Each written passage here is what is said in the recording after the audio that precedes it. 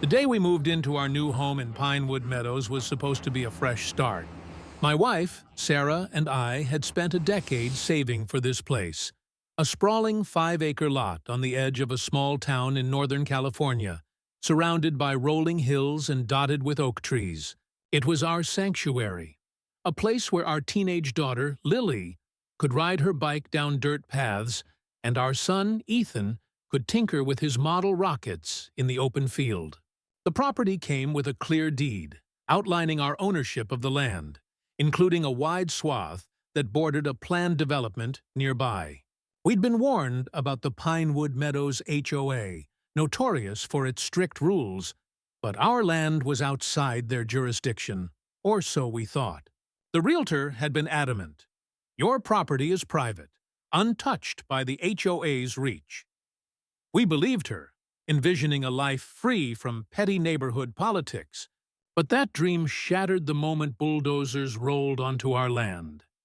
It started innocently enough. One morning, as I sipped coffee on our porch, I noticed construction equipment rumbling across the hill, just beyond our property line. Workers in hard hats were clearing brush, and surveyors were planting stakes. I figured it was part of the adjacent development, a new subdivision the HOA was overseeing. But a week later, the equipment crossed onto our land. I jogged out to confront the crew, my boots sinking into the freshly turned dirt. "Hey, this is private property," I called to the foreman, a burly guy named Mike. He squinted at his clipboard. "Says here this is HOA land for Phase 2 of the subdivision. You got a problem. Take it up with them." My stomach dropped. I showed him our deed, but he shrugged. "Not my call, man. Talk to Linda Harris." Linda? The HOA president. The woman the locals called HOA Karen, behind her back. Linda was a force of nature, mid-50s, with a sharp bob haircut, a perpetual scowl, and a knack for wielding her authority like a sledgehammer. When I knocked on her door that afternoon, she greeted me with a tight smile. "James, right? What's this about?" I explained the construction on our land, showing her the deed.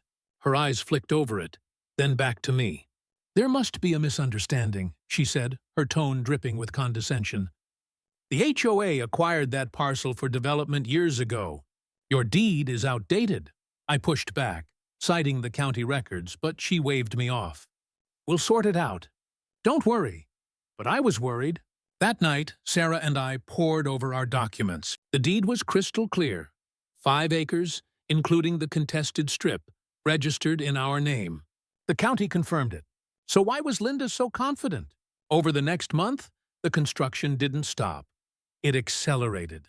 Fences went up, foundations were poured, and skeletal frames of houses began to rise. I called the county planning office, but they said the HOA had submitted permits for 96 homes, claiming the land was theirs. File a complaint, they advised, but warned it could take months. Meanwhile, Linda's emails started arriving, polite at first, then menacing. "Cease interfering with HOA projects," one read. "Violations may result in fines." Fines? On our own land? Sarah was furious. "She's building an entire neighborhood on our property, and we're the ones getting threats?" Lily overheard us, her face pale. "Are we going to lose our home, Dad?" she asked. I hugged her, promising we'd fight. But inside, I felt helpless. The financial strain of legal fees loomed, and Ethan stopped launching his rockets, sensing the tension. I tried reasoning with Linda again, this time at an HOA meeting. The community center was packed with residents, most of whom avoided my eyes. Linda stood at the podium, extolling the beautiful new phase of Pinewood Meadows. When I raised my hand and explained our deed, she cut me off. "Mr. Thompson, your claims are under review. Let's not disrupt progress." A few residents murmured support, but most stayed silent, intimidated by her glare. After the meeting, a neighbor, Tom, pulled me aside. "She's done this before," he whispered. "Pushed a guy out over a fence dispute. Be careful." That's when I realized this wasn't just a mistake. It was a power grab. Linda was betting we'd back down, too broke or scared to fight. The emotional toll hit hard. Sarah started losing sleep, her teaching job suffering as she obsessed over the encroaching houses. I was distracted at my mechanic shop, snapping at customers over small things. The kids felt it too.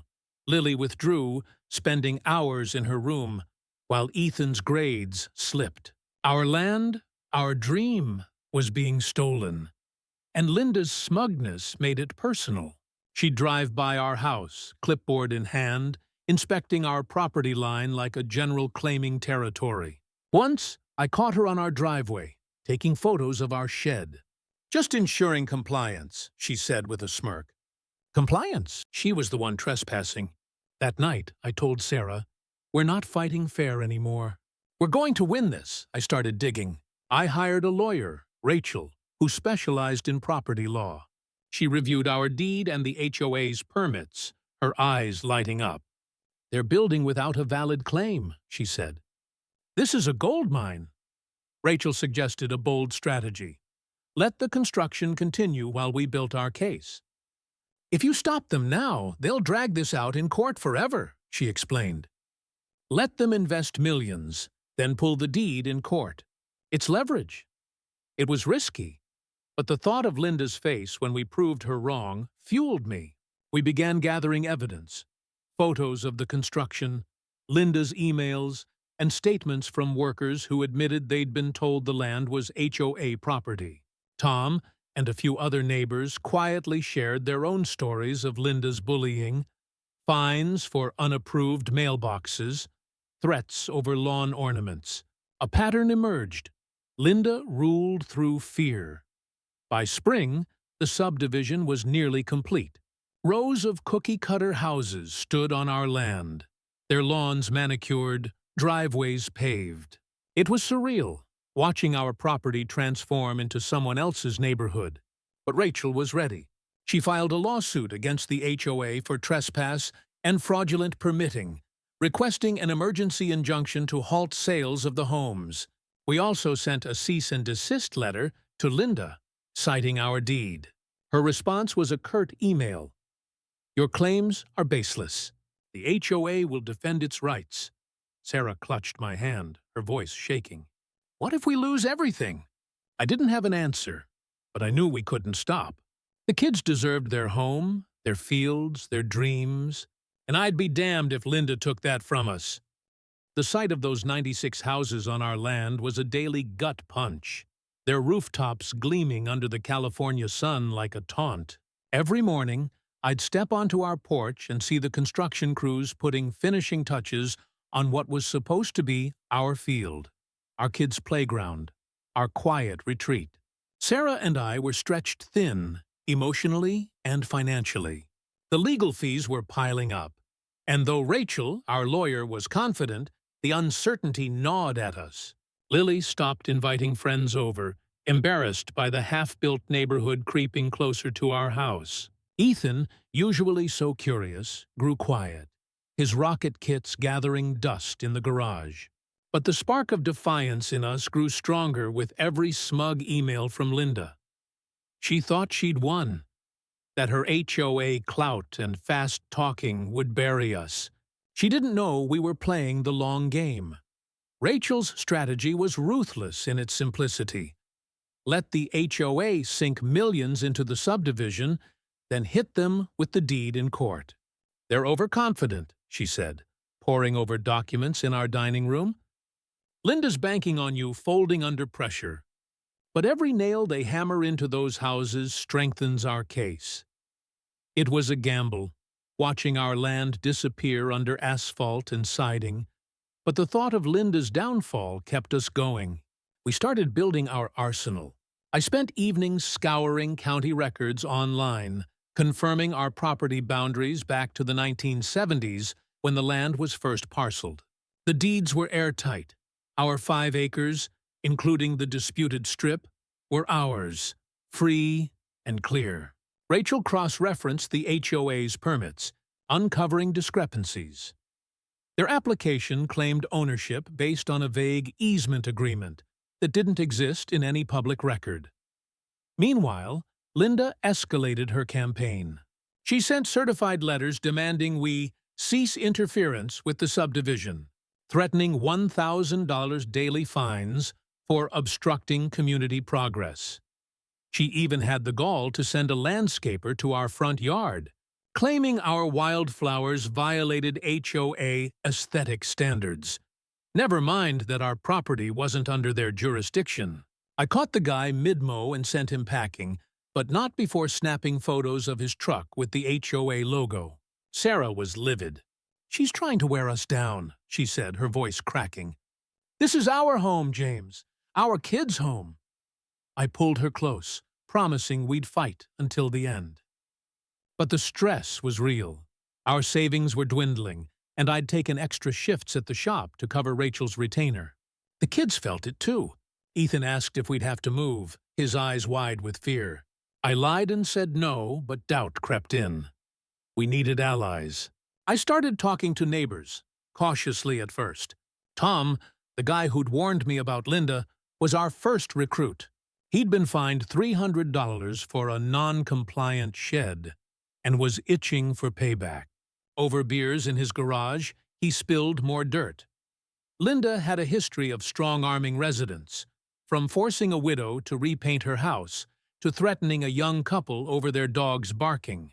"She's untouchable because no one fights back," he said. That changed when we created a private group chat, inviting neighbors we trusted. Within days, 15 households joined, sharing their own horror stories. One woman, Maria, had been fined for her kids' chalk drawings on her own driveway. Another, Greg, said Linda, reported his RV to the town as an eyesore. The group chat became a war room, buzzing with ideas and evidence. Screenshots of Linda's emails, photos of her snooping, even a recorded voicemail where she threatened to lien someone's house. Rachel saw the potential. "This isn't just about your land anymore," she said. "It's about dismantling Linda's empire." She suggested we file a class action complaint with the state, alleging HOA misconduct and abuse of power. But the real bombshell came when Tom slipped us a tip. Linda's brother-in-law was the contractor for the subdivision. "Conflict of interest," Rachel said, grinning. "If we can prove she funneled HOA funds to him, she's toast." We requested the HOA's financial records through a public disclosure law, and what came back was a gold mine. Payments to Harris Construction for vague consulting fees and site prep, totaling over $200,000. No bids, no contracts, just checks signed by Linda. My heart raced. This wasn't just sloppy. It was potentially criminal. We decided to turn up the heat. Rachel filed a motion to freeze the subdivision's home sales, citing our pending lawsuit. Meanwhile, we organized a community awareness event on our land. Not a protest, but a picnic, open to all residents. We'd show Linda we weren't scared and rally more support. Sarah printed flyers with photos of our kids in the field, captioned, "This is our land. Stand with us." We got permits from the town to avoid any legal snags, and the group chat lit up with volunteers offering food, music, even a bouncy house for the kids. Linda countered with an HOA newsletter, warning residents against disruptive gatherings and claiming the subdivision was fully approved. She even posted signs around Pinewood Meadows. "Support our community's future." It was desperate, and it backfired. More neighbors joined our chat, furious at her tactics. Maria texted a photo of one of Linda's signs, defaced with a marker. "No more Linda." The picnic was a game-changer. Over 80 people showed up, spilling across our field under a blazing June sun. Kids ran through sprinklers, adults swapped stories of Linda's tyranny, and a local band played acoustic covers. Tom took the mic, sharing how Linda's fines had cost him a family vacation. Maria spoke about her kids' fear of drawing outside. The crowd was angry, but hopeful. I climbed onto a hay bale, holding up our deed. "This land is ours," I said, voice steady. "And Linda's trying to steal it. Who's with us to stop her?" The cheers shook the ground. Greg handed me a folder. More financial records, leaked by an HOA treasurer fed up with Linda's secrecy. My pulse quickened. We had her, but Linda wasn't done. The next day, she filed a counterclaim, accusing us of slandering the HOA and obstructing development. She sent inspectors to our property, claiming our shed violated zoning laws. It didn't. The harassment was relentless, but it only fueled us. Rachel prepared for court, compiling a dossier. Our deed, the HOA's fraudulent permits, Linda's shady payments, and 20 neighbor affidavits detailing her abuses. The group chat grew to 25 households, and we circulated a petition to recall the HOA board. We needed 60% of the 120 homes, 72 signatures. By the picnic's end, we had 80. The momentum was ours, but the stakes were sky high. If we lost in court, those 96 houses would stay, and we'd be bankrupted by legal fees. Sarah looked at me one night, her eyes tired but fierce. "We're so close," she said. "Don't let her win." I nodded, gripping the folder of evidence. The courtroom showdown was coming, and we'd be ready. The courtroom smelled of polished wood and stale coffee, a stark contrast to the open fields of Pinewood Meadows where this fight began. It was early July, and the sun streamed through the tall windows of the county courthouse, casting long shadows across the packed gallery. Sarah sat beside me, her hand gripping mine, her nails digging into my palm as we waited for the judge to call our case. Rachel, our lawyer, was calm, her briefcase stuffed with evidence. Our deed, the HOA's fraudulent permits, and the financial records showing Linda's shady payments to her brother-in-law's construction company. Across the aisle, Linda sat with her attorney, a slick guy in a pinstripe suit who kept whispering in her ear. She looked composed, her bob haircut flawless, but I caught the nervous tap of her foot. The gallery was filled with neighbors, Tom, Maria, Greg, and dozens more who'd signed our petition. Their presence felt like armor, but my stomach churned. If we lost, those 96 houses on our land would stay, and we'd be buried in debt. For Lily and Ethan, for our dream, we had to win. The judge, a stern woman with gray streaks in her hair, called the case Thompson versus Pinewood Meadows HOA. Rachel stood, her voice steady as she laid out our claim. The HOA had built 96 homes on our private 5-acre lot, ignoring our deed and falsifying permits. She projected our survey maps on a screen, showing the clear boundary lines from 1972, registered with the county. "The defendants acted with reckless disregard," she said, "trespassing and misrepresenting ownership to the planning office." She presented the HOA's permits, riddled with errors, and the kicker, $200,000 in payments to Harris Construction, signed by Linda. "A clear conflict of interest," Rachel said, "as the contractor is Ms. Harris's brother-in-law." Gasps rippled through the gallery. Linda's face twitched, but she kept her eyes forward. Her attorney countered, arguing the HOA had an implied easement based on community use, and that our deed was ambiguous. He painted us as greedy opportunists trying to derail progress.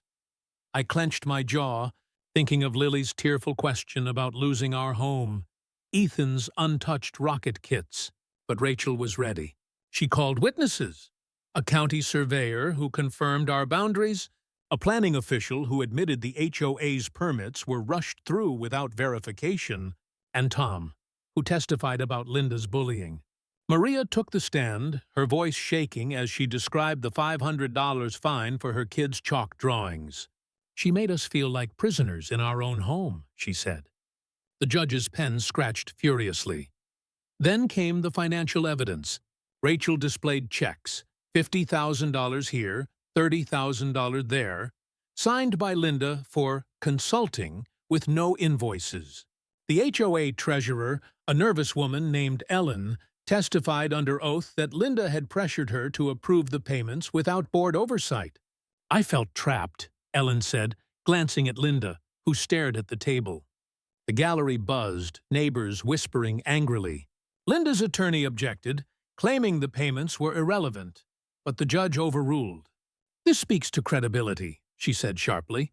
I squeezed Sarah's hand, hope flickering. Rachel closed with a bombshell. A motion to void the subdivision's permits and order the HOA to remove the homes at their expense, citing irreparable harm to our property rights. Linda took the stand, her voice dripping with indignation. "I've served this community for a decade," she said. "The Thompsons are causing chaos over a clerical error." But Rachel didn't let her off easy. "Ms. Harris, did you verify the land's ownership before construction?" Linda hesitated, then mumbled about assuming HOA rights. "And the payments to your brother-in-law?" Rachel pressed. Linda's face reddened. "Standard procedure," she snapped, but her hands trembled. The judge's eyes narrowed. When Rachel showed security footage of Linda trespassing on our driveway, the gallery erupted in murmurs. Linda's attorney tried to redirect, but the damage was done. The hearing stretched into the afternoon, tension building with every testimony. Neighbors in the gallery leaned forward, some nodding, others glaring at Linda. When the judge called a recess, Tom clapped my shoulder. "She's cooked," he whispered. But I wasn't so sure. Linda's attorney was already spinning a new narrative, claiming we'd consented by not stopping construction sooner. Rachel shut that down in her final argument, citing our cease and desist letters and the HOA's refusal to engage. "They built knowing the risk," she said. "Justice demands they bear the cost." As the judge retired to deliberate, Sarah leaned against me, whispering, "This is it, James. We did all we could." I nodded, but my heart pounded. Everything, our land, our savings, our kids' future, was on the line. The ruling came faster than expected. The judge returned, her face unreadable. "This court finds the Pinewood Meadows HOA acted unlawfully," she began. The gallery held its breath. "The plaintiff's deed is valid, and the HOA's permits are null and void for lack of ownership." Cheers erupted, but she raised a hand. "The defendants are ordered to remove the 96 structures at their expense and restore the land to its original state within 6 months. Compensatory damages of $50,000 are awarded to the Thompsons for trespass and emotional distress." Sarah gasped, tears streaming down her face. Linda sat frozen, her attorney scribbling furiously. The gallery exploded. Neighbors hugged, some shouted, "Finally!" I felt dizzy, relief washing over me like a wave. The aftermath was surreal. The HOA board, under pressure from the ruling and our petition, voted Linda out the next week. An audit revealed more financial irregularities, prompting a state investigation. Linda sold her house and left Pinewood Meadows within months, her reputation in tatters. The subdivision was dismantled. Bulldozers returned, not to build, but to tear down. By winter, our field was ours again, the oak trees standing tall against the hills. Lily started biking again, and Ethan launched his rockets, their trails streaking across the sky. Sarah and I rebuilt our savings slowly, but the emotional scars lingered. We'd fought a giant and won, but the stress had aged us, left us wary. Yet every time we saw the kids playing freely, it felt worth it. The neighborhood changed too. The new HOA board, led by Tom and Maria, rewrote the bylaws to limit power abuses. Residents started speaking up, hosting barbecues and kids' parties without fear. Our land became a symbol, a reminder that you can fight back, even against someone like Linda. One evening, as we sat under the stars, Sarah said, "We showed them, didn't we?" I nodded, thinking of the courtroom, the cheers, the deed that saved us. "Yeah," I said, "we did." This wasn't just about land. It was about standing up for what's yours, for your family, your home. Have you ever faced an HOA bully like Linda? Drop your story in the comments. I want to hear how you triumphed.